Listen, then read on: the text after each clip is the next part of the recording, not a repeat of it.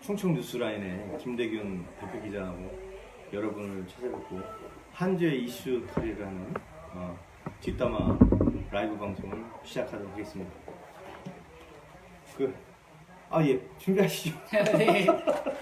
우리 김대균 기자 늘 방송 시작 전에 이렇게 준비하는 게 많아가지고 네, 밖에 비가 오는 것 같아요, 그죠? 예, 이제 가을 비가 완연하게 오는 것 같습니다. 추석도 이제 얼마 안 남았고요, 그죠? 네. 감사합니다. 예. 지난 한 주도 지역에 참 많은 일들이 있었어요, 그죠? 네. 우선 뭐 저희 충북 메이커스가 준비한 뉴스를 좀 간단히 네. 정리해서 먼저 할까요? 네. 예, 그래. 지난번에 충북 메이커스는 인물을 중심으로 한 주의 이슈를 전달해드렸었습니다. 뭐 많은 분들이 방송 이후에도 찾아오셔서 봐주셔서 너무도 감사드리고요. 늘 드리는 말씀이지만 저희가 차후에 잘 되면 이제 기자 TV라고 이름을 주려고 합니다. 기자들이 전문 방송은 아니지만 투박하게 그렇기 때문에 더 피부에 와닿는 이런 한 주의 지역의 현안 이슈들을 정리해주는 이슈터리 뒷담화 이야기를 하도록 하겠습니다. 요번 주 같은 경우는 지난주에 인물을 중심으로 한 현안을 전해드렸다면 요번 주는 이제 사건 현안을 중심으로 해가지고 한번 정리를 해봤습니다. 특히 뭐 늘 말씀드린 거지만 지역의 이슈와 관련된 거는 방송이나 지역 신문 통해서 많이 보도가 됐는데요. 되도록이면 거기서 볼 수 없었던 충북 메이커스나 또는 충청 뉴스라인에 보도됐던 내용들을 중심으로 해서 전해드리도록 하겠습니다. 먼저 청주의 한 아파트가 토요일 택배 휴무제를 이제 시행하면서 논란이 됐었는데요. 이 아파트 입주자 대표회장이 이제 분양 당시부터 지상에 차 없는 아파트를 표방하면서 분양을 했기 때문에 토요일만큼은 지상에 차 없는 거리를 만들자고 해서 시작이 됐다고 합니다. 그래서 택배를 토요일은 받지 않겠다. 그리고 또 이제 그 이유로다가 이제 아이들 안전 문제도 이제 제기를 했다고 하는데요. 뭐 표면상으로 봐서는 크게 문제가 안 될 것 같습니다. 하지만 사실은 토요일 하루 택배를 배달하지 않거나 못함으로 인해서 평일에 택배를 받기 힘들었던 입주민들 입장에서는 좀 불편함이 있었던 건 사실이거든요. 그리고 문제는 이제 택배를 배달하는 아파트에 택배를 배달하는 택배 업체의 문제입니다. 왜냐하면 한 주의 주말을 지나서 월요일이나 화요일이 이제 택배 물량이 많은 시기인데요. 만약에 토요일까지 택배를 배달하지 못할 경우는 토요일, 일요일을 모두 합쳐서 이틀 동안 배달하지 못한 거를 월요일, 화요일 날 배달해야 되기 때문에 물량이 이제 그만큼 많아지는 거죠. 그래서 그야말로 살인적인 배달량이 된다. 그래서 업체들도 좀 배려를 해야 되는 거 아니냐 이제 이런 얘기도 나오고 했습니다. 물론 이제 논란이 되자 곧 이제 추석 연휴가 되지 않습니까? 그래서 이 입주자 대표회장은 한 발 물러서서 그렇다면 추석 명절 연휴만큼은 토요 택배 휴무제를 운영하지 않고 정상적으로 평상시와 똑같이 그렇게 하겠다라고 이제 한 발 양보를 했는데요. 하지만 그렇다고 해서 토요 택배 휴무제가 아예 없어진 것은 아닙니다. 그래서 여전히 논란의 여지는 남겨놓고 있는데요. 다만 이제 입주자 대표 회장이 독단적으로 일을 처리한다고 해서 처음에 제보를 받았는데 충북 메이커스 확인 취재 결과 입주자 대표 회의에서 9명으로 구성된 입대회에서 과반 이상의 찬성으로 통과된 게 사실이더라고요. 그래서 독단적인 운영이라는 건 너무 조금 몰고 가기는 그럴 것 같고요. 어쨌거나 이 토요 택배 휴무제가 논란이 됐던 건 사실입니다.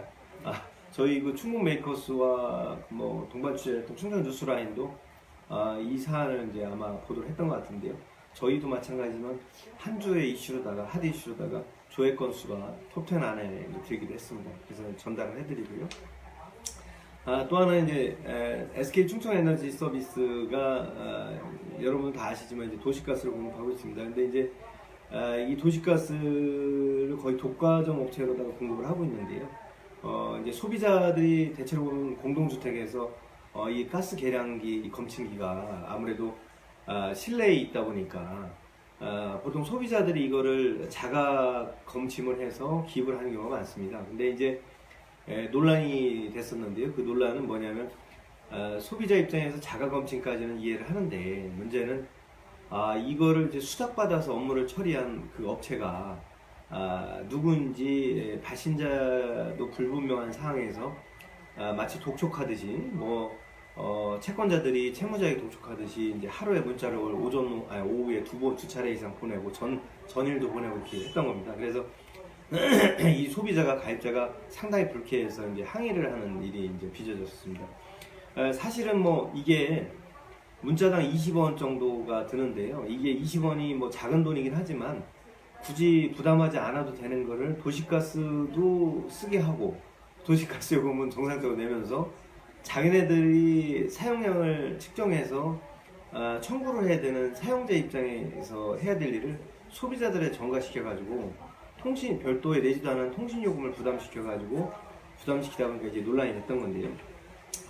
이 가입자도 좀 무시 못할 일은 충청에너지 서비스 SK 계열사지 않습니까? 근데 이 가입자도 SKT, 그러니까 SK텔레콤을 이용하는 이제 가입자입니다. 근데 여기가 문자 한 통당 20원씩을 받는데요. 이 아파트가 430여 세대 정도 됩니다. 430여 세대 정도 되는데, 만약에 연간 430여 세대가 똑같은 방식으로 가입자들이 문자 회신을 했다고 치면은 통신요금으로 연간 103,200원 정도를 더 내게 됩니다. 근데 이 103,200원이 큰 돈은 아닐지 모르지만 이게 만약에 청주시 또는 충북도 더 나아가서 모든 세대의 아파트, 특히 용암동 쪽에 보면 이제 1,530세대 정도 되는 체원 아파트, 다세대 이런 아파트도 있거든요. 만약에 이런 세대라고 할 경우는 그 부담액이 더 커지겠죠. 그래서 이 소비자는, 이 가입자는 이제 컴플레인을 이제 민원을 제기한 게 뭐냐면 그겁니다. 그러니까 이제 경우가 안 됐다. 왜냐하면은 도시가스 사용량을 소비자가 내는 건 당연하다. 그리고 실내에 그 가스 계량기가 있기 때문에 검침을 해서 검침을 해서 현관문 앞에 기입을 하는 것까지는 이해를 한다고 했습니다. 근데 그거를 수탁받아서 정당하게 돈을 받고 하는 수탁업체의 검침원이 검침원이라고 이름이나 소속을 밝히지도 않고 문자로다가 당연지시 회신을 해달라고 독촉을 하니 이 가입자는 어안이 벙벙했던 겁니다. 그래서 결국은 전화로다가 누군지를 확인하고 불러주긴 했다고 합니다. 근데 그래도 분이 좀 삭히지 않아서 좀 논리적으로 이제 좀 항의성 얘기를 하셨나 봐요. 근데 좀 화를 내신 건 아니고 얘기를 했더니 다음부터는 만약에 검침할 시기가 되면은 그 수탁업자인 검침원이 직접 전화로 확인하거나 아니면 기존에 자가개입 형식으로 해서 적어놓으면 그걸 기재해서 하겠다고 합니다. 근데 이제 이게 논란이 사실은 몇 년 전에도 있었는데요. 그때 그 논란 이후에 충청에너지서비스가 어플리케이션 웹을 개발했습니다. 그래서 원하는 고객 소비자 한해서는 그 어플리케이션을 통해서 회신을 하게끔 했는데요. 문제는 이 애플리케이션을 웹을 깔고 이용하는 게 불편한 이제 고객들이 많았다는 겁니다. 그래서 결국은 웹을 이용하지 않다 보니까 몇 년을 지나서 똑같은 일이 반복되기도 하는 건데요. 제가 봤을 때는 이 같은 경우는 사실은 검침원이 소속을 밝히고 양해를 구하고 또는 이제 자기가 요금을 부담하겠다면 모를까 소비자에게 그 작은 돈이지만 별도의 통신비를 부담시켰다는 건 좀 문제가 있다고 저는 생각합니다. 더더군다나 이게 이제 원치 않은 별도의 통신요금을 부담한 거거든요. 근데 아이러니하게도 이제 기자가 확인 취재를 하는 과정 속에서 그 검침원께 이제 여쭤봤더니 이 검침원은 그 통신요금을 고객인 소비자가 내고 있는지를 모르시더라고요. 그래서 확인 취재를 요망했을 때 첫 번째 회신은 뭐였냐면 요금 부담을 안 한다는 거였습니다. 그래서 그러냐고 그러면은 통신사와 제휴를 통해서 어느 고객이 어느 통신사에 가입하고 있는지까지 다 확인이 되는 겁니까? 라고 했더니 나중에 하시는 말씀이 다 재차 확인을 해드리겠다고 해놓고서 전화가 왔는데요. 그 다음에 뭐라고 그러시냐면 고객이 요금을 내시는 건 맞고 저희 검침원들이 고객들에게 전화를 드리거나 또는 이제 문자 서비스를 드리는 요금은 안 내도 된다 이렇게 얘기하는 거예요. 그러니까 결국은 검침원들은 안 내도 되는 요금을 소비자들은 별도의 부담을 들여가지고 내지도 않아도 되는 통신요금을 내는 겁니다. 그러니까 사실 정당한 권리를 찾지 못하면 소비자들이 억울하게 이게 몇 푼 안 될 것 같지만 연간하면 103,200원을 안 내도 되는 돈을 가스까지 써가면서 그걸 충청 에너지 서비스를 위해서 내고 있는 거거든요. 말하자면 충청 에너지 서비스는 일종의 상거래상 또는 시장의 원리로 생각을 한다면 도시가스를 독과점을 공급하면서 도시가스를 팔고 있는 겁니다. 그러면 소비자가 그 도시가스를 써주는 고객이라면 써주는 것만 해도 사실 감사를 해야 되는 거거든요. 그러면 어떻게 하면 더 품질 향상이나 고객들이 편하게 이걸 이용할 수 있게끔 할 것이냐, 그리고 또 고객 소비자들에게 불편함을 줄여줄 것이냐, 이걸 생각을 해야 되는데, 아니 이거는 잠자는 권력이라고 생각하는 거지만 갑질도 이런 갑질이 아니라고 이제 그 민원인은 제기를 했거든요. 아니 소비자 고객들이 모른다고 해서 소비자 고객들이 내지 않아도 되는 통신요금을 연간 10몇만 원씩을 내게 하고 있는 거예요. 근데 문제는 우리 김대민 기자도 여기 계시지만 이 기자들 이런 거 제보받으면 황당하지 않습니까? 사실? 만약에 이게 얼마 안 되는 돈 같아도 사실 뭐 우리 아이들 뭐 급식비로 생각한다면 뭐 급식비를 더 내고 있다고 생각한다면 그것도 얘기가 될 거고요. 아니면 이거 아이들 과자 사주거나 아니면 1년 동안 우유값으로 우유 하나를 더 살 수 있는 돈 아닙니까? 요즘에 경기도가 좀 힘들다고 하는데 이거 참 너무하다는 생각이 좀 들었습니다. 물론 이제 그 이외에 충청 에너지 서비스는 민원 처리 기사를 통해서 연간 상하반기 2차례 CS 교육, 이제 커스텀 세티스파이라고 해가지고 이제 고객 만족도 교육을 이제 시키고 있다라는 거죠. 이제 근데 죄송합니다. 이거 갑자기 발음이 잘 안 나는데 제가 CS 교육을 시키고 있는데 이게 이제 제대로 안 된 듯하다. 그래서 앞으로 더 신경을 쓰겠다고 했습니다. 그래서 좀 믿어보기로 했고요. 다음에 또 이 같은 일이 반복되지 않기를 좀 바라는 마음입니다. 그리고 마찬가지로 충북 메이커스에서 또 보도했던 내용인데요. 이제 청주 무심천에 시가 이제 수질보를 해서 낚시와 수영, 쓰레기 투기, 차량 진입 금지 등의 안내 표지판을 설치해놨는데요. 지난 주말이었는데 마치 이 안내 표지판을 무색해할 정도로 낚시를 하는 낚시객도 여러 명을 봤는데요. 그 낚시객뿐만 아니라 심지어는 뜰채를 가지고 어망을 가지고서 아이와 함께 무심천에서 고기를 낚고 있더라고요. 근데 이제 그것도 좀 황당했지만 그 인근에 낚시객들이 이미 한번 낚시를 즐기고 갔는지만 밤샘 낚시를 했는지 몰라도 소주병이 나들고 있는 겁니다. 근데 좀 더 올라가 다리 위쪽에 올라가 봤더니 거기는 소주병에 무슨 소주 빈병을 저는 수거해놨는 줄 알았습니다. 진짜 수십 병이 널브러져 있었습니다. 근데 그거를 화면에 담지는 못했는데요. 왜냐하면 제가 그때 제보를 받거나 현장에 갔을 때 사실 촬영 장비를 갖고 간 게 아니라 스마트폰으로 다 촬영을 해서 저희 그 충북 메이커스의 CBM TV를 통해서 방영을 했습니다. 그래서 촬영 장비가 없던 관계로 휴대폰을 가지고 촬영을 하다 보니까 많은 부분을 촬영하는데 제한이 좀 있었습니다. 근데 물론 뭐 보도하는 데는 별 문제가 없었고요.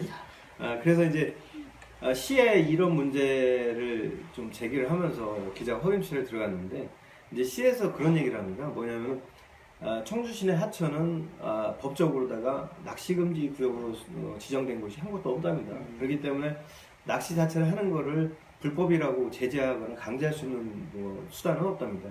다만 이제 지정을 하게 되면 가능하겠죠. 근데 다만 그런 거 있습니다. 이제 무심천이 뭐 아는 분은 다 알지만 수자원공사에 돈을 들여가면서 건천을 예방하기 위해서 대청댐에 연간 상당한 액을 지급하고 물을 사서 물을 흘리고 있거든요. 그래서 아시는 분 다 알지만 거의 1급수 수준을 막 유지한다, 뭐 2급수 이상이다 해가지고 화제가 되기도 했었어요. 근데 이제 지금 얼마 전에 내린 집중호우로 인해서 떠내려온 부유물들도 지금 아직 다 치워지지 않은 상황이거든요. 그래서 상당히 지저분한 상황에 뭐 이 낚시객들까지 와가지고 뭐 미끼 같은 거 이렇게 해가지고 떡밥 같은 거 풀어놓고 거기다가 한 잔 드시고 나서 소주병까지 그냥 수거 안 하고 그냥 막 널브러져 던져 있으니 뭐 저녁에 운동하시는 분들이라든지 또는 무심천에 낮에 모처럼 휴가를 내서 뭐 이렇게 자전거를 타거나 이렇게 산보를 하시는 분들 입장에서는 참으로 이제 불쾌하다는 얘기입니다. 그래서 시가 뭐 예전에 그 박선희 과장님 지금 이제 다른 데로 옮기셨는데 박선희 과장님이 이제 하천방제과장 하실 때는 기자들이 지적하면 곧바로 대대적인 이제 하천 정화 운동도 했거든요. 그래서 그럴 계획이 있으시냐고 그랬더니 아직까지는 없는데 앞으로 이제 세우겠다는 얘기를 하더라고요. 그래서 좀 있으면 이제 민족 고유의 명절, 민속 고유의 명절, 민족 최대의 명절이 이제 추석이 되지 않습니까? 그러면 이제 손님 맞이도 해야 되고 수양 우리 도민들이 또 고향을 찾기도 하는데요. 좀 고향의 깨끗한 이미지를 보여주기 위해서라도 되도록이면 이런 좀 낚시 어로행위는 좀 삼가하시고 또 혹여라도 무심천에 와서 뭐 소주를 한잔 하시더라도 원래 하면 안 되는 건데 하시더라도 좀 빈병은 수거해 갔으면 하는 바람입니다. 왜냐하면 이게 보이지 않게 무심천이 청주의 젖줄이고 자랑인데 많은 분들이 무심천에 왔다가 청주의 모든 걸 다 보고 가는 듯하면 조금 그렇지 않습니까? 좀 부끄러운 뭐 행위고요. 뭐 사실 옛날에 이런 문제를 기자들이 취재를 하면 시민의 의식 문제를 또 제기를 하시곤 했어요. 근데 저는 굳이 여기서 청주 시민의 의식 얘기를 하지는 않겠습니다. 뭐 사실 일부가 그런 거지 청주 시민 전체가 다 의식 수준이 저하 그 기본이 안 돼 있다고 저는 생각 안 하거든요. 저는 저기 그 본도 청주고요, 청주경씨고요. 저는 청주를 사랑하는 사람 중에 하나로서 청주 시민들의 의식 수준을 저는 높이 평가하는 사람입니다. 그렇기 때문에 좀 그런 부분은 좀 없었으면 하는 바람입니다. 그리고 뭐 지난 한 주에 또 이슈가 됐던 것 중에 하나는 이제 그 세종시 정치권의 그 KT 세종역 신설 논란이었는데요. 사실 이 부분은 뭐 후에 이제 우리 김대균 기자하고도 좀 또 얘기를 해보겠지만 간단하게 전해드리면 이제 그 동안에 세종시 정치권의 이런 KT 신설 논란과 관련해서 이미 일단락된 일인데 이걸 문제 삼는 것 자체가 세종시 정치권이 페이스에 말리는 것이라고 해서 충북도가 침묵을 지켜왔습니다. 근데 이제 침묵을 지켜도 너무 침묵을 오래 지키다 보니까 이 미움적인 대처 아니냐 또는 이거 일하다가 뭐 정말로 세종에 생기는 거 아니냐 이제 우려의식 것들이 많았어요.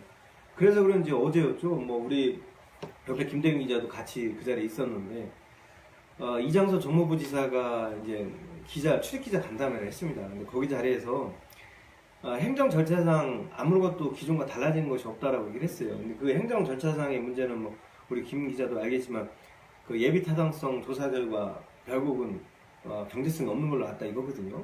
그때하고 지금하고 입적 여건이 달라진 게 아무것도 없기 때문에 행정 절차상 뭐 굳이 달라질 것이 없다. 그러니까 이제 자신을 하시는 거예요. 근데 이제 문제는 너무 자신감에 똘똘 뭉쳐있는 거 아닌가 이런 생각이 든 겁니다. 그래서 기자가 그 자리에서 사실 질문을 했어요. 뭔 질문을 드렸냐면 이해찬 의원께서 7선의 다선 의원의 세종시가 지역구다. 그분이 얼마 전에 민주당의 당대표가 됐고 우리 충북도도 지금 죄송하지만 지난 지방선거에 민주당 일생인데 근데 이런 다선의 당대표가 공약으로 추진한 일을 과연 충북도가 이렇게 미온적으로 대처해도 되는 건지에 대해서 이제 질의를 했더니 이장수 정부이사께서 그런 말씀을 하셨습니다. 뭐 우리 이해찬 당대표는 공과사는 구분할 줄 아는 분이고 17개 광역 시도를 아우르는 공당의 당대표로서 좀 균형감을 갖고서 사안을 받아들일 거라고 얘기했습니다. 그러면서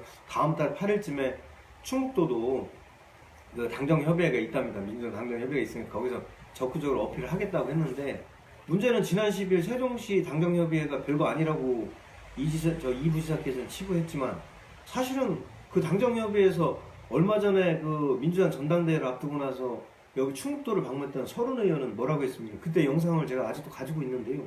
제가 영상을 해서 굳이 보도는 안 하겠습니다. 근데 서른 의원은 지역의 공서 얘기를 하면서 그때 세종역 신설에 대해서 부정적인 견해를 분명히 내비쳤거든요. 근데 당정협에서 이제 최고위원이 되셨다고 그러는 중과도 당대표에 힘을 실어주는 듯 세종역은 필요하다라고 그러셨어요. 그러면은 뭐 다 아시면 다 알지만 충남 도지사인 양승조 도지사와 그리고 이춘희 세종시장 거기다가 이해찬 당대표 서른 최고위원까지 모두가 이렇게 나서고 있는데 지금 뒤늦게 공주시장 한 분만 불필요하다고 지금 엄호 사격을 충북도에 날려주고 계시는데 죄송하지만 이런 말 할 말은 아니지만 쪽수로도 지금 밀리고 있는 상황에서 과연 이게 미온적인 대처로 가능한 건지 그리고 이 지사께서 하신 말씀 중에 지금 현 단계에서는 페이스에 말리지 않기 위해서라도 충북 범도민 대책이라든지 이런 시민사회단체에 우선은 맡겨놔야 된다고 하셨습니다.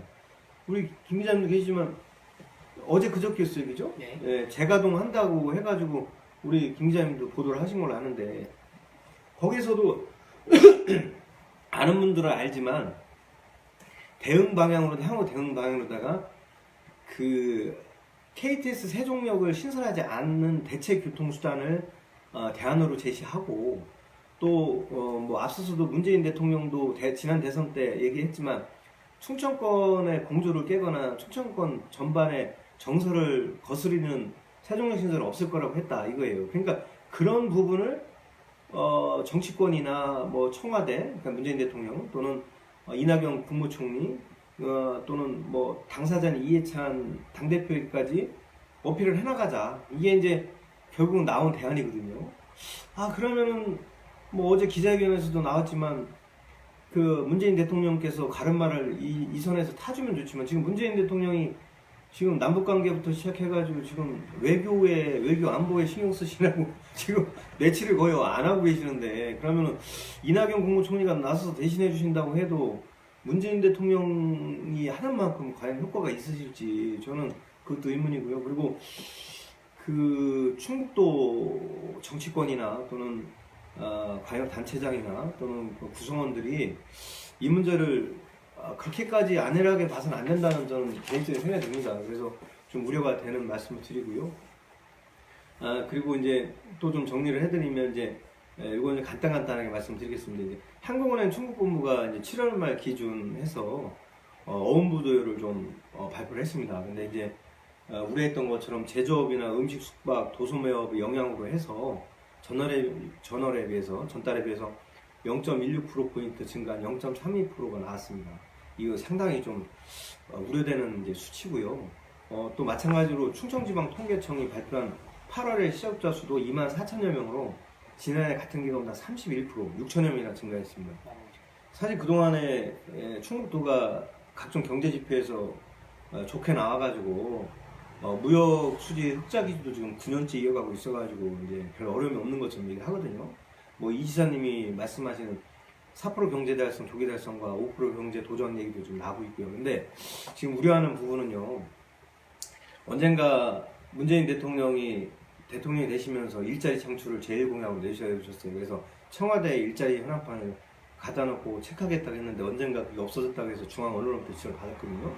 그러면 우리 이시종 지사님도 그 비슷한 시기에 일자리 현황판을 도지사실에 비치하시겠다고 했는데 그 일자리 현황판이 있다는 소리를 아직 전해 듣지 못했습니다. 예전 같으면 제가 간혹 인터뷰도 하러 좀 들어가고 했는데 제가 최근에는 또 우리 이사님을 찾아뵙지를 못해가지고 제가 있는지는 확인을 못했지만 그 일자리 현황판은 제가 알기로는 투자유치과 경제과 쪽에 어디에 투자유치 기업 수는 있어도 일자리 현황은 자세하게 안 나온다는 얘기 들었거든요.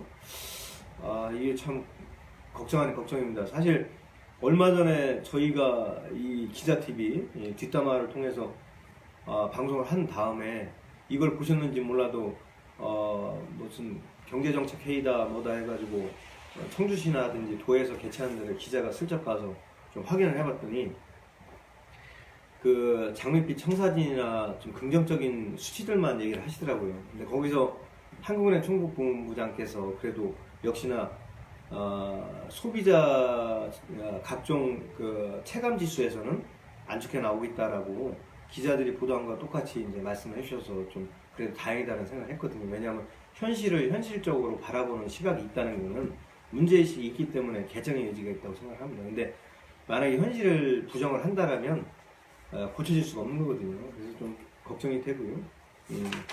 그리고 뭐 사실 그 밖에 준비는 많이 했는데 저 혼자 할 수 없는 거고 그래서 이제 간단하게 말씀드리면요. 요거만 이제 충북 메이커스 준비한 거라서 요거만 먼저 전해드리겠습니다.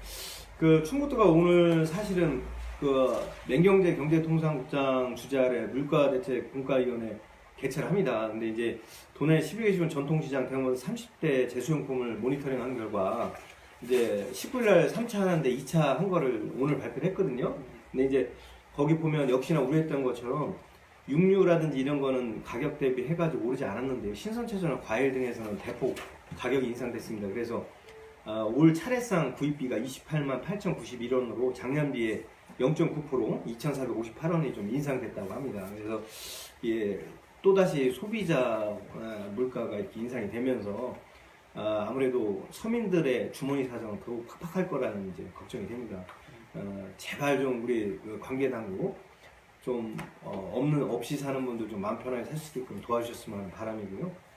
그리고 반가운 소식 하나 좀 전해드리겠습니다. 이건 도움이 좀 될 것 같은데 충북 전통시장 14곳, 청주 같은 경우 원마루 시장을 포함해서 근데 다 포함이 되는데요. 오늘부터 10월 7일까지 다채로운 행사로 가을 축제가 열립니다. 이제 이 기간에 1인당 30만 원까지만 가능하던 온누리 상품권을 5% 할인된 가격에 50만 원까지 구입을 할 수 있고요. 이 온누리 상품권으로 각종 제수용품부터 이런 거를 구입하실 수가 있습니다. 그리고 각종 이벤트와 축제, 가족 단위 체험 행사들이 많이 열립니다. 그래서 가족 축제라고 하는데요. 가족, 친구, 연인들이 함께 와서 즐겨주길 바라는 마음이라고 합니다. 공동 이벤트로 옥토끼 캐릭터 이름 공모전, 전통시장 상점 주변에 놓여진 옥토끼 사진 찾기, 전통시장 구매 영수증 인증샷 등을 통해 푸짐한 상품과 경품을 나눠준다고 합니다. 사실 여러분도 아시겠지만 추석을 앞두고 나서 전통시장 14곳이 충북도내 14곳이 가을 축제를 하는 거는요. 사실 코리아셀 페스티벌이라고 대형 유통업체의 집중 할인 기간이 9월 28일부터 10월 7일까지 있습니다. 근데 요거보다 앞서서 하는 이유가 여러분 잘 아시겠지만 폭염에, 가뭄에, 폭우에 우리 전통시장들 정말 죄송하지만 팔이 날렸어요, 그죠? 우리 김 기자님도 현장 취재도 해보시고 그러는 걸로 제가 알고 있는데 그래서 그거보다 좀 앞당겨서 한다니까요. 좀 많이 가서 좀 팔아주시고 또 이런 축제 체험 행사도 좀 많이 참석해 주셨으면 하는 바람입니다. 우리 김 기자님 충북 메이커에서 너무 오래 떠드셨는데 아니 좀 줄인다고 줄여도 이렇게 할 말이 많네요. 죄송하지만 입도 좀 아프네요. 제가 한 주의 이슈 정리하다 보니까 우선 이슈 정리하기 전에 우리 충청 뉴스라인에서 네. 지난 한 주에 충청 뉴스라인만 이제 보도한 것도 있어요, 사실이죠. 네.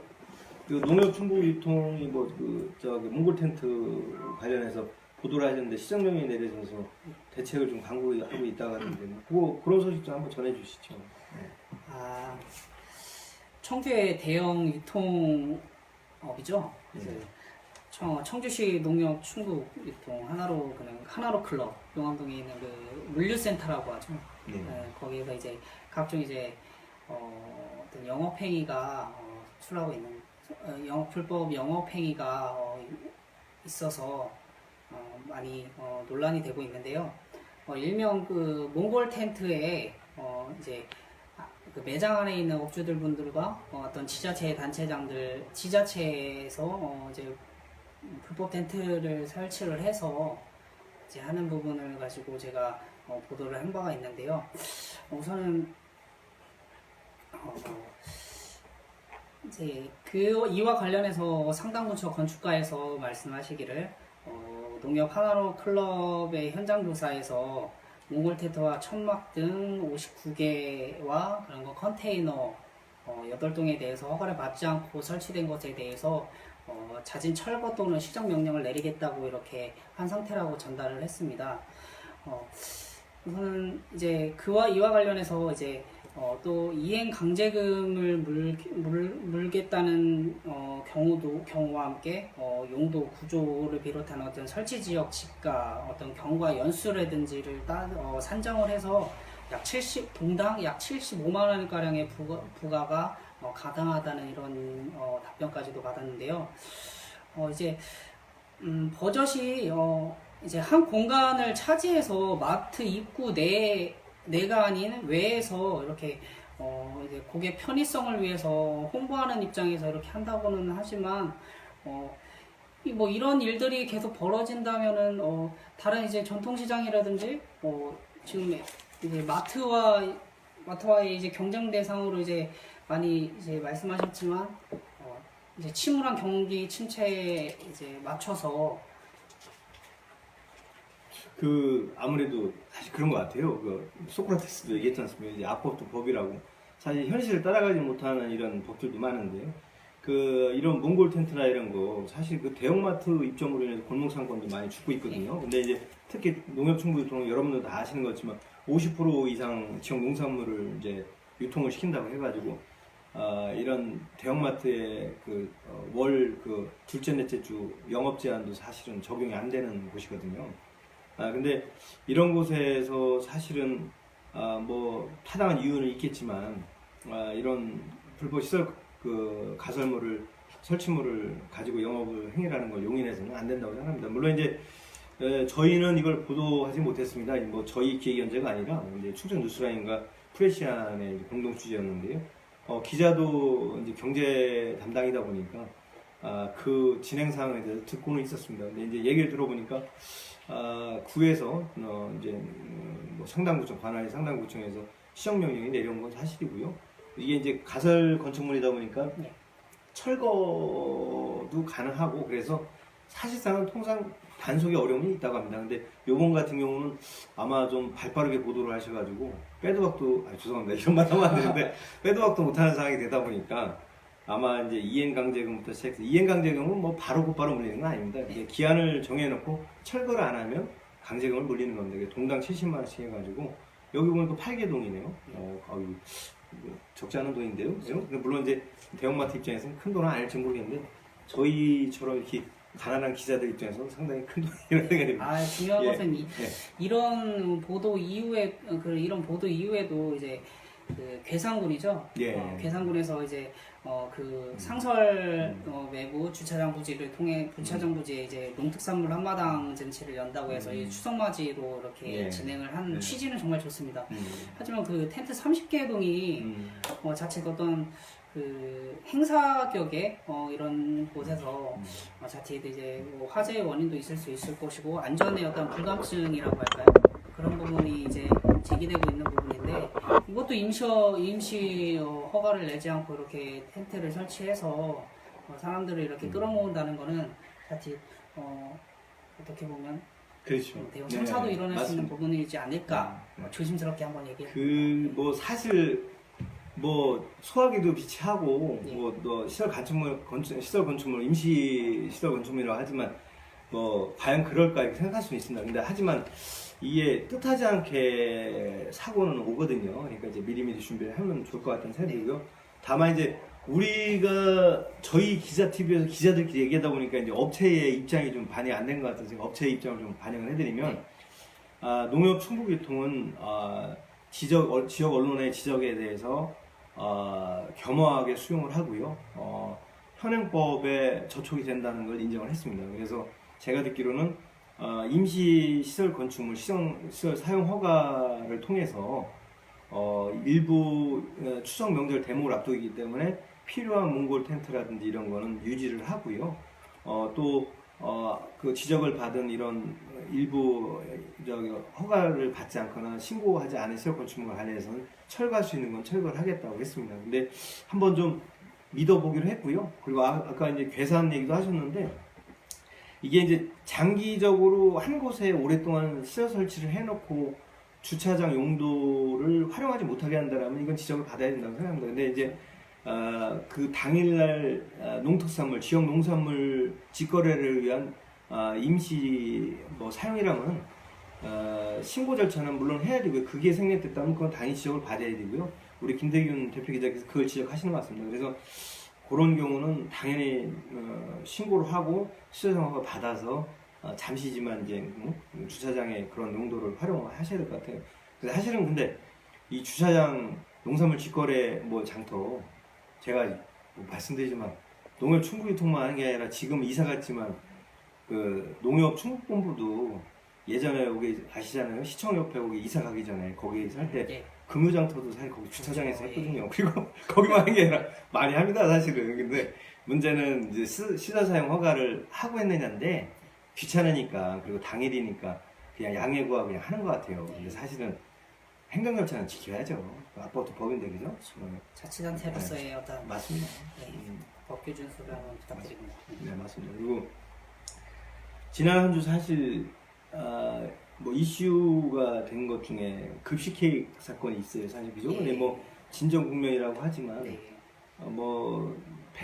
4개 학교 150명까지 늘고 10명까지 입원하고 막 그랬었는데 그건 어떻게 진정 국면이 됐나요? 내용 좀 간단하게 좀 소개해 주실 수 있으면 소개해 주셔도 괜찮을 것 같은데요. 네.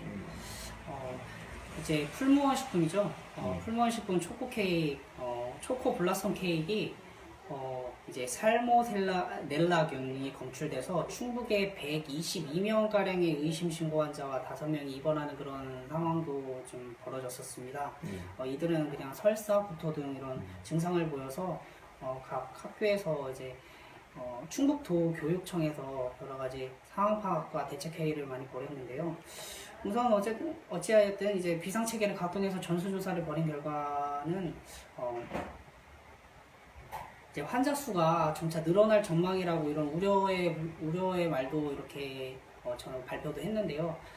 다행히도 이제 그 의심 환자 수가 줄었다고 합니다. 그렇죠. 예. 예. 그리고 얘기 들어보니까 뭐 절반 이상 해서 완치돼서 예. 이제 완치가 됐고요. 그 다음에 입원 환자가 이제 10명까지 늘었다가 이제 진정규명 해가지고 이제 퇴원하기도 하고 그랬다 하더라고요.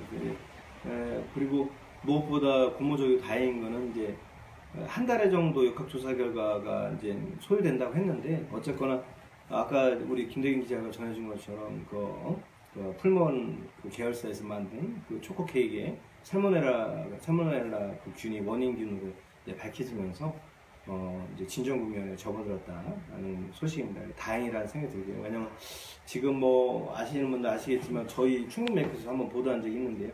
중국에서 이제 뭐 돼지 콜레라든지 이게 좀 유행하고 뭐 전국적으로 지금 뭐 메르스 얘기도 좀 나오고 그래가지고 걱정인데 이런 시중독까지 이렇게 하면 이 걱정이잖아요, 그죠? 특히 다른 것 때문에 우리 아이들이기 때문에. 근데 다행히도 우리 보건당국이나 또는 도교육청에서 발빠르게 대응하셔가지고 다행히 더 확대는 안 된 것 같습니다. 네. 정말 고생도 많이 하셨고요. 그리고 우리 아이들 빨리 좀 건강 케어돼서 부모님 곁에서 맛 좋은 것도 많이 먹고 그리고 건강 되찾았으면 하는 그런 바람입니다. 그리고 이거 뭐 KTS 오송역 명칭 개정 시민위원회 그 행정 절차 이제 보류됐어요, 그죠? 예. 뭐 사실 이제 시기적으로 공감대가 형성되면서 특히 앞서 이제 보도해드린 것처럼 KTS 세종역 그 시설 문제와 맞물리면서 역명 개정이 이제 때가 무리겠다 해가지고 계속 잘 진행되는 것 같았는데 갑자기 이게 뭐 여론조사 조작 논란이 일면서 시민위에서 진행하던 모든 행정처도 지금 중단됐고 또 앞으로 어떻게 하겠다는 얘기도 지금 나온 게 없어요, 그죠? 뭐 더더군다나 오송 주민들 그 몇 안 되는 반대하던 주민들은 그 시민이 해체하라고까지 요구하고 있는 상황이고요. 근데 사실 우리 충북도 전체로 아우르면서 봤을 때는 지금 중요한 시기라서 사실은 절차상 하자가 있어서는 안 되는 거고 공정하게 해가지고 요번만큼 사실 역명 개정을 이뤘으면 하는 바람이 컸잖아요. 예. 그리고 더더군다나 전에는 이 청주 오송을 빼고 청주역으로 한다고 해서 문제가 됐던 거지만 요번에 청주 오송역이라고 해서 청주가 들어갈 뿐이지 오송은 그대로 유지가 되거든요. 근데 왜 이렇게까지 반대를 하는 건지 그래서 그 소식도 좀 전해주시죠. 네. 충북 메이커스에서 충청 뉴스라인에서 보도하셨던 것 같은데. 예. 지난 11일이었죠.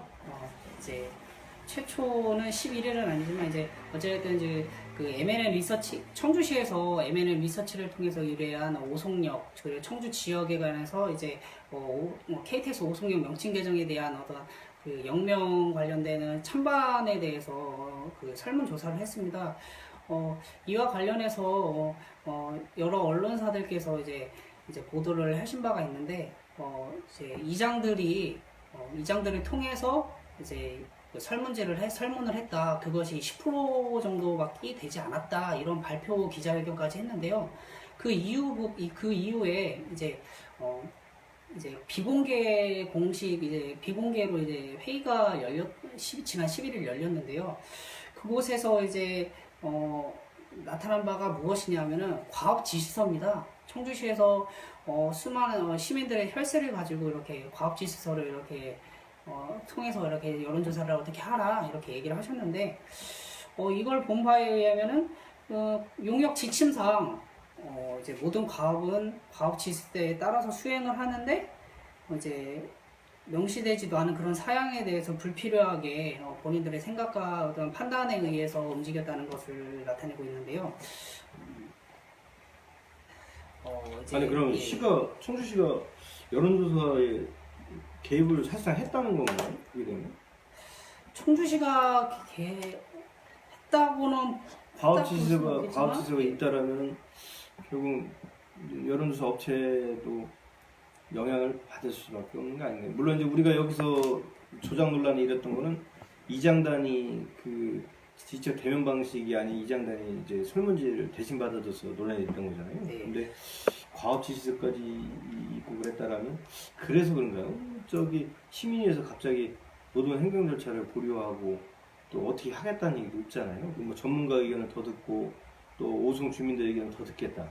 근데 언제까지 그 몇 안 되는 죄송한 얘기지만 죄송하지만 오송 주민들의 얘기를 귀담아만 듣고 있을 건지 이 시기적으로 지금 상당히 예민하고 중요한 시기인데 도대체 이게 좀 답답하네요. 그죠? 네, 아무튼 뭐 이렇게 논란이 계속 일고 서로 갈등, 지역 갈등만 일어나는 상황에서 이 과업지시서에 따라서 이제 필요하지 않 필요한 사항들 명시되지 않은 그런 어떤 필요적인 사항들을 이제 발주처인 청주시와 그 여론조사기관인 M&L 리서치가 서로 양 협의관에 의해서 새로운 또 결정을 하고 이렇게 추진을 해야 되는데 그렇지 않고 이제 어떤 이장들에게 설문지를 받아오라 이런 그런 형태의 그 행위들은 이제 어떤 제 말로 표현을 하자면 편법에 의한 어떤 이행이지 않나 하는 생각이 또 들고 당초에 이제 기자회견 할 때 10% 해당되는 부분들을 이장들한테 이렇게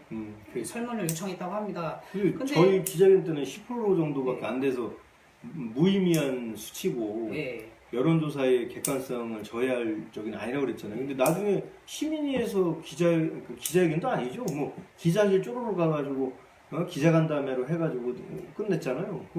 근데 거기서 얘기한 거 보니까 수치가 더 되던데요. 네, 거기 보고서에 보면은 한 대략적인 한 40%? 40여 프로 이상. 그러면 엄청난 거 아닙니까, 사실? 네. 이거는 정말 사실은 따져보면 청주시가 그때 거의 뭐 78몇 프로고 그다음에 그또 오송 주민이 75%가 넘었었어요. 그러면 이제 만약에 여기서 40%씩을 제하면 38% 정도가 된다는 얘기거든요. 그럼 이거는 과반이 안 된다는 얘기예요. 그러면 이거 여론조사 이거 문제가 있는 게 되거든요. 네. 근데 이게 도대체 왜 이걸 명확하게 의혹에 의혹을 낳게끔 명확히 해명을 못하는지 죄송하지만 제가 요게 궁금해가지고 그 시민에 관계되신 분한테 전화를 드렸는데 전화를 안 받으시더라고요. 평상시에는 잘 받으신 분이 왜 안 받으셨는지 모르지만 당일날인데요.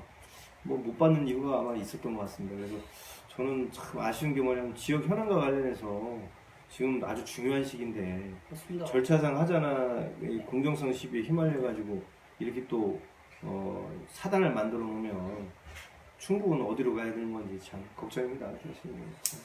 이런 상황들이 된다면 이 외에 어떤 청주시에서 발주하는 모든 그 여론 관련된 조사들이 자칫 이제 신뢰나 공정성, 어떤 객관성을 잃을 수 있는 그런 상황들이 돼서 오히려 시민들에게 오히려 비난과 눈총의 눈길이 그렇죠. 되지 네. 않을까 하는 생각이 그 정영숙 M&M 리스트의 정영숙 기사도 그런 얘기를 했고요. 또 그때 당시 행정과장인가 그 청주시 관계자도 그런 말을 했거든요. 그 여론조사 기관은 신뢰가 첫 번째인데 그 신뢰를 저버릴 만큼 조작이라든지 이런 건 없었다고 얘기를 했어요. 근데 사실 저희 입장에서는 명명 개정 관련된 공감대는 비슷한데 어쨌거나 아주 사소한 것일지 하더라도 이런 신뢰를 저버리고 또는 논란의 여지나 의혹을 불거지게 했다는 자체만으로도 사실 문제가 있는 거거든요. 이게 사실 제가 우리 김동현 기자도 계시지만 늘 간혹 많이 인용하는 말 중에 하나가 이제 신뢰는 작은 실과 같아서 한 번 끊어지면 연결하기가 쉽지 않다는 얘기를 많이 하거든요. 근데 사실 그동안에 몇 번씩이나 시도하다가 분위기가 무르익지 않아가지고 결국은 못했어요. 근데 이번 같은 경우는 그 어느 때도 분위기가 좋았거든요. 그죠? 시기적으로도 그렇고. 왜냐하면 KT 세종역이라는 이런 외부적인 위기 요인, 그 다음 내부적인 자성 요인이 합쳐지면 사실 이게 필요하다라고 보는 거고, 더더나 오송 주민들을 누구보다 설득할 수 있었던 이유 중에 하나는 전에처럼 뭐 그걸 KT에서 청주역으로 하자는 것도 아니고 청주 오송역으로 하자는 거니까 거기는 어차피 청주시 오송읍이거든요. 홍덕구 오송읍인데 뭐 둘 다 지명이 들어가는데 어디는 소외되고 어디는 뭐 그런 게 아니잖아요. 그러니까 야 이건 너무 좀 아쉽다는 생각이 듭니다. 사실 그죠? 뭐 해명 나중에 비공식에서 이렇게 그 10% 이상의 3배 가까운 4배 가까운 그런 그 저 여론조사를 설문조사를 했다는 것 자체도 문제지만 뭐 뒤늦게 밝혀진 일이 그런 내용들이 뒤늦게 밝혀졌지만 앞서 기자회견 그 KTX 오동역 관련된 여론조사 해명을 기자회견을 할 때 우리는 정말 이렇게 했습니다. 선처를 바랍니다. 네. 어떤 그런 이제 신뢰가는 그런 해명을 했으면은 이렇게까지 뭐 한 방 맞을 거 두 방 맞지 않고 그럼 그렇게 됐을 건데 참 사실은 거짓말이 거짓말을 낳는 거거든요. 근데 이 거짓말이 아니라고 한다라면 이제 의혹이라고 얘기를 한다라면 이 의혹은 진실을 말하고 잘못한 건 잘못한 거 인정하고 하지만 이게 이렇게 작은 부분인데 침소봉대에서 이렇게 좀 해석하지 않았으면 좋겠는데 이걸 투명하게 해명을 해야 되는데 그렇지 않음으로 인해서 침묵으로 일관함으로 인해서 사실 아시는 분도 알지만 침묵은 사실상의 긍정이라는 얘기도 있지 않습니까? 그러면은 이걸 그렇게 받아들여야 되는 건지 그렇기 때문에 계속 의혹을 불거지게 하는 거거든요. 죄송한 얘기지만 이런 얘기도 있습니다. 사실은 뭐 또 다른 의혹을 좀 제기하는 건 아니고 저도 들은 얘기인데 이렇게 시간 끌기를 하는 이유가 시민사회단체 분들이 해야 될 역할론들이 있고 또 이슈가 있어야지만이 활동을 하시는데 이걸 조기에 그 매듭을 지어버리면 결국은 활동이 끝나기 때문에 이 문제를 금방금방 해결 안 하고 시간 끌기를 하고 있다. 근데 제가 청주시 확인을 못 해봤는데 그렇다면 뭐 활동비나 용돈이라도 받으셔야 하는데 또 어떤 분은 그냥 봉사라고 얘기를 하시는데 또 그럴 이유는 없는 것 같은데 그죠? 그래서 어쨌거나 용돈 받으려고 하는 게 아니라면 죄송하지만 이런 의혹에 대해서 명확한 좀 해명을 해주셨으면 하는 그런 바람입니다. 이건 뭐 출입 기자들도 명확한 답을 못 듣고 있으니 시민들은 뭐 오죽 답답하시겠어요, 그죠? 뭐 오늘은 뭐 항상 반복되는 얘기지만 거기까지만 하고요. 뭐 새로운 사실이 또 드러나면 발빠르게는 아니에요. 저희 다음 주 방송을 통해서 정리해드리도록 하겠습니다. 현재 이슈스토리 저희 기자TV에서 현재 이슈를 털어보는 뒷담화 방송 다음에 또 통해서 알려드리도록 하겠습니다. 청주 동남지구요. 뭐 유치원 하나, 초등학교 하나 이제 들어서게 됐다고 했는데 뭐 학교 들어서게 됐다고 좋아했는데 뭐 방서초등학교 갑자기 뭐 개교가 이제 지연이 됐어요. 그래서 인근의 운동초등학교로다가 임시 배치하면서 뭐 한다고 하는데 그 소식도 좀 전해주시죠. 뭐 어제 의혹적으로 독육청도 뭐 해당 부서 다니면서 제일 열심히 취재하시고 제가 하는데 좀 알려주세요. 보도해 주시죠. 어제 일이죠. 어제 충북 도교육청이 그 자료를 발표를 했는데요. 청주 방서초등학교 이제 가칭이지만 그 개교가 지연이 됐다는 게 이제 해명으로 이렇게 브리핑이 됐습니다. 아무튼 13일 어제 충북 도교육청에 따르면 청주시 강서구의 방서지구에 신축되는 방서초등학교가 건설사에 얻은 재정 악화로 인해서 개교가 늦어졌다고 이렇게 발표를 했는데요. 제가 취재 확인 결과 그 대표사죠. 그 A 건설사는 최초부터 법정 관리에 들어갔던 재정 악화로 인해서 이제 법정 관리가 들어갔던 회사라고 합니다. 특히 토목과 특히 이제 저희 그 학교를 짓는 부분은 건축 부분인데 그 건축 부분을 새롭게 이제 첫 시행하는 그런 회사라고도 하는데요. 어쨌든 이런 그 회사가 지난해 10월부터 공사를 시작해서 이제 현재 기준으로 50%의 공정률을 보여야 하지만 현재 19%의 그 공정률을 보이면서 공사가 또 중지된 상황입니다. 그런 또 상황이고요. 그러다 개교일은 맞출 수 있는 건가요? 한 2개월 정도 연기돼서 5월쯤인가 한다는 것 같은데. 뭐 이제 담당 주무관을 통해서 담당 이제 팀장님을 통해서 들어본 바로는 원 개교일은 3월 1일입니다. 네, 하지만 2개월 늦어진 5월 1일 날 정식 이제 사용 일자를 잡고 있는데요. 뭐 이제 공동으로 이제 들어간 학교 설립 추진이기 때문에 우선은 이제 양쪽 그 건설사 간의 협의를 통해서 이제 그 비건설사죠. 49%의 지분율을 가지고 있는 사람이 양쪽의 어떤 건설사 간의 협의를 통해서 이제 우선은 진행을 한다고 합니다. 비건설사에 의하면은 이제 빠른 속도로 조속한 일에 추진을 한다고 하지만 아직까지는 그 겨울철에 어떤 콘크리트 양생 과정이라든지 이런 것들을 봤을 때 예전 공정표에 맞게 이제 그 추진이 쉽지는 않다는 그 분석들이 자충 나오고 있습니다. 이제 뭐 지금 방서지구에 3,600세대가 지금 입주 예정이라고 하는데 그 중에 이제 충북도에서 발표한 1,200명의 가량이 이제 잠정 수치로 뭐 이제 그런 학생들이 이제 이제 인근에 있는 1.5km에 떨어져 있는 운동초등학교, 운동초등학교는 뭐 오래됐어요. 네, 동남지구 쪽인데요. 이게 자꾸 헷갈리는데 네. 도로 하나 사이로다가 이쪽은 방서지구, 이쪽은 동남지구예요.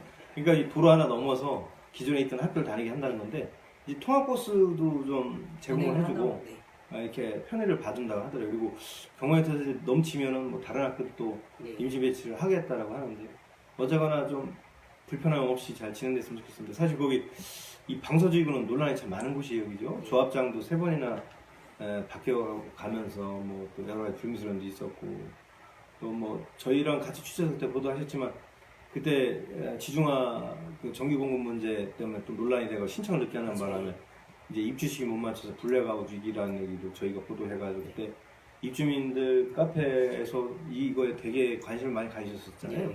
조회 건수가 뭐 거의 뭐 한 일주일 동안 탑 1에 올라가 있을 정도로 좀 관심도 보였던 거. 지금도 검색하면 이런 포탈에 이런 블로그에 떠돌 정도로 관심을 많이 갖던 상황이고 그리고 얼마 전에 조합장도 일대 조합장이었던 그 최희석 조합장으로 또 바뀌셨죠. 근데 야심차게 준비하신 것도 있더라고요. 그건 다음에 이제 기회가 되면 전달을 해드리는 걸로 하고요. 네.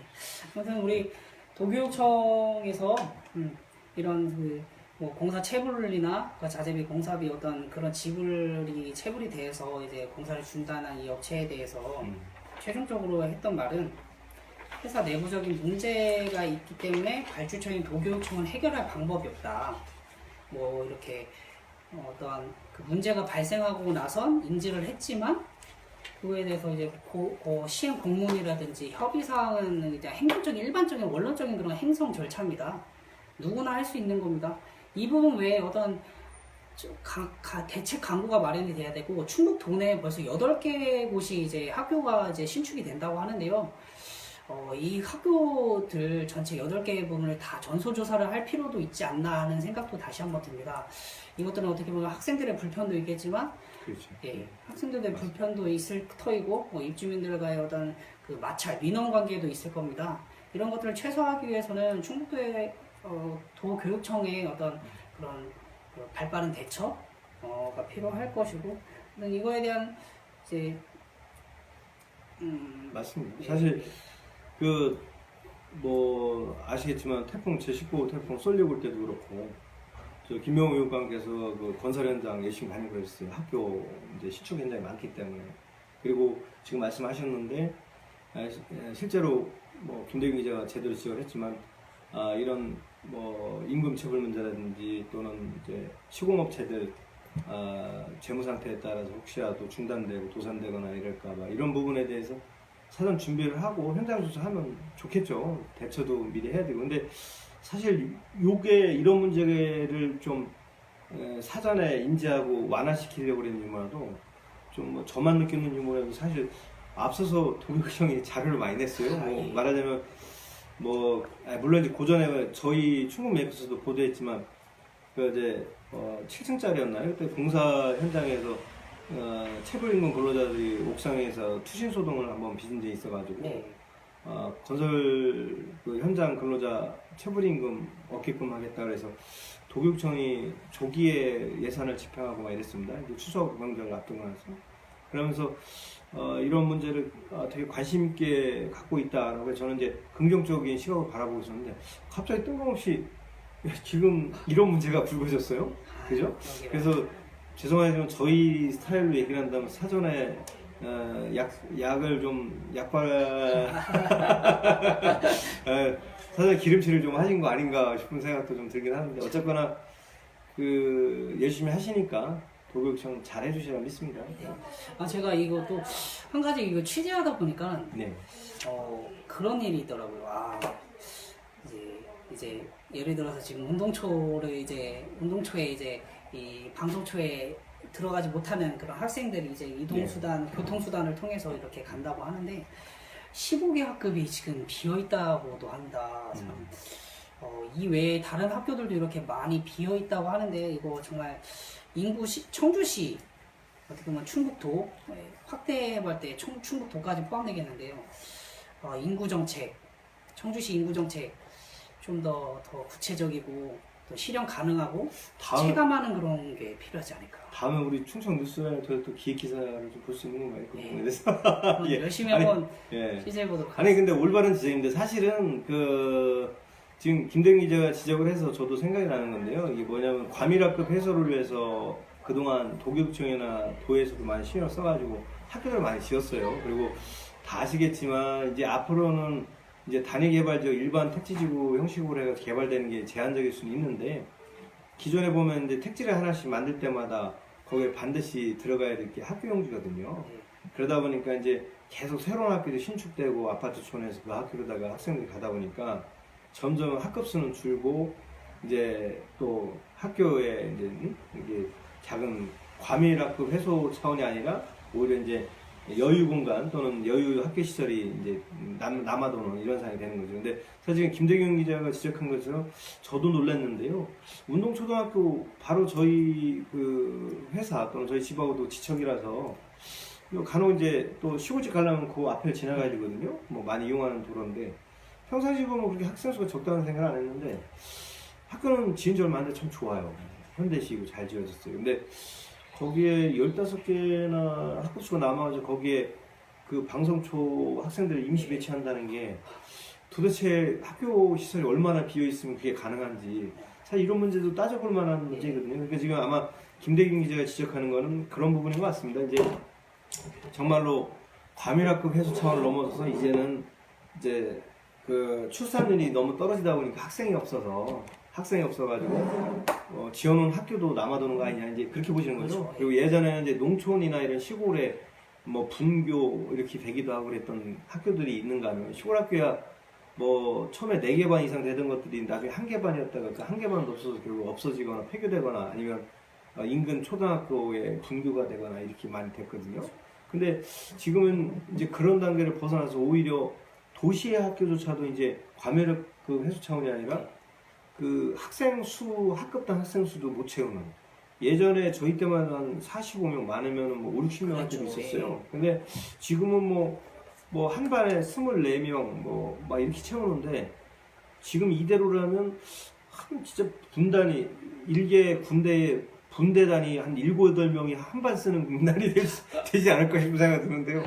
근데 이게 그 과밀학급 해소를 하고 양질의 교육을 쉽게 해서 쉽게 얘기하면 1대1 맞춤식 교육을 위해서 학생 수를 줄여왔거든요. 근데 문제는 1대1 학습이 아니라 가르칠 학생 수가 없어서 비는 도심학교가 생긴다면 이것도 참 상당한 충격적인 일이거든요. 그죠? 왜냐하면 사실 지금 충북도도 그렇고 기업 투자 유치하고 또는 일자리 사람 수 늘리고 외부에서 이렇게 인구 유입시키려고 하는 이유가 그게 단순히 주민세 이런 걸 떠나서 인구가 곧 결국은 그 도의 세를 말해주는 거기 때문에 그러는 건데 이게 좀 제가 보기엔 문제의식을 좀 가져야 될 것 같아요. 이제 그 학생 대비해서 그 임용 문제도 마찬가지입니다. 그 많은 지금 예를 들어서 지금 2달여 가량 이제 방송초등학교에 있는 학생들이 운동초로 이제 통학을 한다고 하는데 그 학교를 대체할 그 인력들은 많을 겁니다. 임용이 된 후에도 대기하는 상태도 있는 사람들도 많은데요. 그렇죠. 어떤 비율적인 부분을 잘 맞춰서 이렇게 해야 될 필요가 있지 않나. 사실은 또 김대균 기자의 생각은 이렇고요. 또 경철수 기자의 입장에서는 또 이런 생각도 들어요. 뭐냐면 우리도 다 겪어봤잖아요. 근데 우리가 사실은 학기 초에 특히 이제 아장아장 걸어서 엄마 손 아빠 손에 이끌려가지고 초등학교 입학을 하잖아요. 그러면은 사실 초반에 학교 적응하고 학교 분위기에 적응하는 게 되게 크거든요. 그렇죠. 근데 이 학생들이 이제 전혀 처음부터 낯서니까요. 근데 운동초등학교로다가 배치를 받아서 한 2개월 정도 다니면서 좀 익숙해질만 하니까 새로운 학교로 다시 재배치돼가지고 혹시라도 그 학생들이 그대로 운동초로 가면, 아니, 방석초로 가면 다행인데, 방석초로 이동하면서 또 여기저기 임시 배치했던 학생들을 또 반을 다시 구성한다. 네. 물론 그런 일은 없었으면 하지만 그렇게 된다. 그러면은 또 학급 친구도 다시 사귀어야 되고, 또 낯선 학교 환경 다시 적응해야 되고, 이래서 학생들이 또 부적응 학생이 생길까봐 또 왠지 아이 키우는 아빠의 마음으로서 또 그런 걱정도 되더라고요. 그래서 사실 우리 교육당국, 특히 충북 도교육청에서 이런 부분 좀 세심하게 신경 많이 써주셨으면 하는 생각이 들고요. 사실 행복교육 2기, 행복교육을 표방한 우리 김병우 교육감님, 누구보다 인성이나 다 같이 가는 교육, 다 함께 행복한 교육을 강조하고 계시니까 많이 신경 써주시라는 생각 들고요. 팬심 장렬입니다. 그러니까 좀 신경 좀 많이 써주시고요. 안타까운 거는 김병우 교육감님 저는 짝사랑이고 잘 기억을 못 하시더라고요. 저에 대해서. 하여튼 농담이고요. 많이 좀 신경 써주셨으면 좋겠습니다. 오늘 뭐 사실 나름 정리도 하고 두서없이 또 방송했거든요. 원래 저희가 오늘 야외에서 하기로 했었어요. 여기서. 근데 비가 오는 바람에 그냥 다시 저희 충북메이커스 사무실에서 하게 됐는데요. 날이 갈수록 좋은 모습 보이도록 노력하겠습니다. 뭐 늘 말씀드리는 거지만 저희는 이제 전문 방송인은 아니고 신문 기자들입니다. 그래서 농담으로 속된 말로 기자 TV라는 얘기도 했다가 취재의 뒷이야기, 현재 뉴스 이슈를 털어본다고 해가지고 뒷담화라고도 했다가 많은 얘기들 하고 있는데요. 갈수록 좀 자리 잡혀가는 모습 보여드리도록 하겠습니다. 그리고 저는 지난 방송분에도 얘기했지만 참여하고 싶은 분들 계시면 예. 옆에 우리 김대균 기자한테 얘기하셔도 되고요. 또 경철수 저 기자한테도 전화하셔가지고 나도 가서 좀 한번 같이 떠들고 싶다. 또 한 주의 지역의 이슈에 대해서 좀 조언을 하고 싶은 게 있다라든지 얘기하고 싶은 게 있어서 언제든지 환영이니까 연락만 주십시오. 그러면 동참 가능하시고요. 저희도 지금은 좀 그런데 좀 안정화되면 저희가 일부러라도 좀 현황과 관련된 초대 손님 모실 계획이고요. 일단 그렇게 말씀드리겠습니다. 우리 김대균 기자님 인사 말씀 전해주시죠. 네. 벌써 지금 4회인가요? 4회째 그러네요. 방송이죠? 네. 4회 방송인데 자칫 이렇게 전달할 부분을 정확히 전달하지 못하거나 저희가 이제 경철수 편집장님께서 말씀하셨듯이 저희가 전문 방송인이 아니기 때문에 투박함이 있어서 왠지 또 저 기자로서의 나름대로는 좀 정확한 전달을 하지 못해서 좀 아쉬움이 남기도 하는데요. 앞으로 더 이제 정확한 전달을 위해서 노력을 많이 할 것이고요. 일단 이제 다음번 이제 가을입니다. 울긋불긋 단풍 든 그런 배경 그런 현장에서 여러분을 다시 함께 만나기를 기대하면서 다음에 그럼 날씨 좀 또 야외에서 하는 거예요? 네, 야외에서 꼭 한번 만나보도록 하겠습니다. 근데 여러분 다음에 비가 안 오면입니다. 전제 조건 달았습니다. 왜냐면 저 새끼들 죄송합니다. 쟤네들은 야외에서 방송한다고 그랬다가 맨날 못 지킨다고 하실까봐 미리 말씀드린 겁니다. 그리고 앞서서 저도 모르게 나온 거는 용서해 주십시오. 투박하기 때문에 인간미로 봐주시고요. 죄송합니다. 지금까지 충북메이커스의 경철수 편집장이었습니다. 네, 그리고 충청 뉴스라인의 김대균 기자입니다. 고맙습니다. 감사합니다. 감사합니다. 네.